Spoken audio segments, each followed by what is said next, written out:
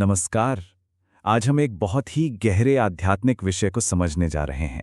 हम बात करेंगे उस एक शक्ति के बारे में जिसके 6 खास लक्षण होते हैं।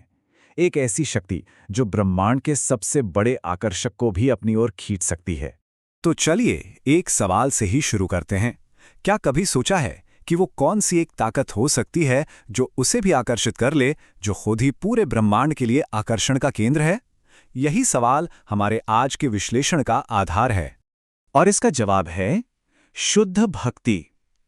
इस विश्लेषण में हम इसी बदलाव लाने वाली शक्ति के 6 लक्षणों को एक आध्यात्मिक सफर की तरह समझेंगे। एक ऐसा सफर जो हमें इसकी गहराई तक ले जाएगा। तो हमारे सफर की नींव है इसका पहला लक्षण, शुभता, मतलब इसका सर्व मंगलकारी होना। अब देखिए, कोई भी चीज सचमुच में मंगलकारी तभी हो सकती है जब वो 4 खास पैमानों पर खरी उतरे। चलिए इन्हें एक एक करके समझते हैं। ये 4 गुण आप समझिए एक पहेली के 4 टुकड़ों की तरह हैं। जब ये चारों जुड़ते हैं तभी मंगलकारी होने की पूरी तस्वीर सामने आती है। तो ये 4 गुण हैं। पहला, ये सबके लिए फायदेमंद हो। दूसरा, ये सबका ध्यान अपनी ओर खींचे। तीसरा, ये सभी अच्छे गुणों को जगाए। और चौथा, ये एक ऐसा सुख दे जो बाकी सबसे बेहतर हो। तो पहला पैमाना है सभी के लिए फायदेमंद होना। स्रोत में इसकी तुलना आज के ज़माने के संयुक्त राष्ट्र से की गई है, जो दुनिया भर की भलाई के लिए कोशिश तो करता है, पर उसकी सफलता की एक सीमा है। लेकिन इसके उलट भक्ति का दायरा बहुत बड़ा है। ये सार्वभौमिक है। ये सिर्फ इंसानों के लिए नहीं, बल्कि जानवरों, पेड़ पौधों और पूरे पर्यावरण के लिए मंगलकारी है। अब आता है दूसरा पैमाना, सबका ध्यान आकर्षित करना। इस चुंबकीय गुण को समझाने के लिए स्रोत में इतिहास का एक बड़ा ही हैरान करने वाला उदाहरण दिया गया है। ये कहानी बताती है कि शुद्ध भक्ति में कितनी ताकत है कि वो प्राकृतिक दुश्मनों को भी एक साथ ला सकती है, और जहां पहले संघर्ष था वहां सद्भाव पैदा कर सकती है। अच्छा, तीसरा मानदंड है सभी अच्छे गुणों का विकास करना। यहां एक सवाल अक्सर उठता है, क्या किसी आध्यात्मिक रास्ते पर चलने से पहले हमारा अच्छा होना जरूरी है? स्रोत में इसे 2 अस्पतालों के एक बहुत ही शानदार उदाहरण से समझाया गया है। देखिए, जरूरी ये नहीं है कि कोई बाहर से कितना अच्छा दिखता है। जरूरी ये है कि उसे भक्ति रूपी दवा मिल रही है, जो अंदर से उसे शुद्ध कर रही है। और चौथा मानदंड हमें मंगलकारी होने की चोटी पर ले जाता है। यह है एक ऐसा बेहतर सुख देना जो बिल्कुल अनोखा और अतुलनीय हो। जैसा कि ये चार्ट दिखा रहा है, भक्ति से मिलने वाला सुख बस एक अलग तरह का सुख नहीं है।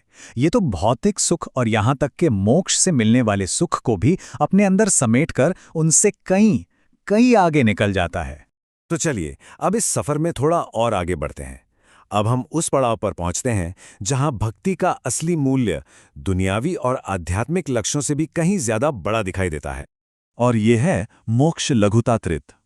ये एक ऐसा गुण है जो मुक्ति यानी मोक्ष के आनंद को भी छोटा महसूस करा देता है। इसका मतलब ये हुआ कि शुद्ध भक्ति में जो आनंद है वो सारे दुखों से आजाद हो जाने वाले आध्यात्मिक लक्ष्य से भी बड़ा माना गया है। और यही बात हमें अगले लक्षण तक ले आती है, सुदुर्लभा, मतलब इसका बेहद दुर्लभ होना। ये रास्ता इतना कीमती इसलिए है क्योंकि इसे सिर्फ कुछ तौर तरीकों या अपनी कोशिशों से हासिल नहीं किया जा सकता। स्रोत की ये बात बहुत गहरी है। शुद्ध भक्ति इतनी शक्तिशाली है कि ये भक्त और भगवान के बीच एक प्यार भरा आपसी रिश्ता बना देती है, और इसीलिए ये एक बहुत ही दुर्लभ और अनमोल तोहफा है।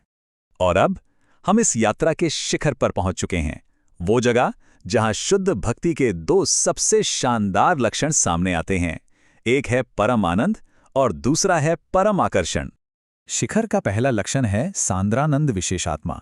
ये कोई हल्की फुल्की खुशी नहीं है, बल्कि ये आनंद का एक ठोस घना महासागर है।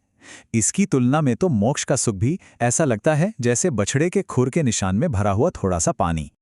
और अब आता है इस सफर का अंजाम, इसका आखिरी और सबसे शक्तिशाली लक्षण, श्री कृष्ण आकर्षणी। ये वो गुण है जो खुद कृष्ण को, जो इस पूरे ब्रह्मांड के लिए आकर्षण के केंद्र हैं, उन्हें भी अपनी ओर आकर्षित कर लेता है। इसे ऐसे समझिए, कृष्ण को मदन मोहन कहते हैं, यानी वो जो कामदेव को भी मोह लेते हैं। लेकिन शुद्ध भक्ति को मदन मोहन मोहिनी कहा गया है, यानी वो जो मदन मोहन को भी मोह ले। ये वो एक लौती शक्ति है जो परमात्मा के हृदय को भी जीत लेती है। बड़े बड़े ऋषि मुनि अपनी पूरी जिंदगी ध्यान में लगा देते हैं, फिर भी उन्हें परमात्मा की एक झलक मिलनी मुश्किल होती है। लेकिन श्रोत एक बहुत ही साफ उदाहरण देता है कि कैसे शुद्ध भक्ति इस पूरे समीकरण को ही बदल देती है। पांडव परिवार को ही देखिए। उनकी शुद्ध भक्ति की वजह से परमेश्वर उनके घर में एक रिश्तेदार बनकर, एक दोस्त बनकर और यहाँ तक कि एक दूत बनकर भी रहे। ये श्री कृष्ण आकर्षणी का सबसे सटीक और सुंदर उदाहरण है। और यहीं पर हम एक आखिरी सवाल के साथ इस चर्चा को विराम देते हैं। अगर शुद्ध भक्ति में परम सत्ता को भी आकर्षित करने की शक्ति है, तो सोचिए ये किसी के अपने जीवन में क्या कुछ आकर्षित नहीं कर सकती। ये इस आध्यात्मिक रास्ते की विशाल क्षमता पर विचार करने का एक बिंदु है।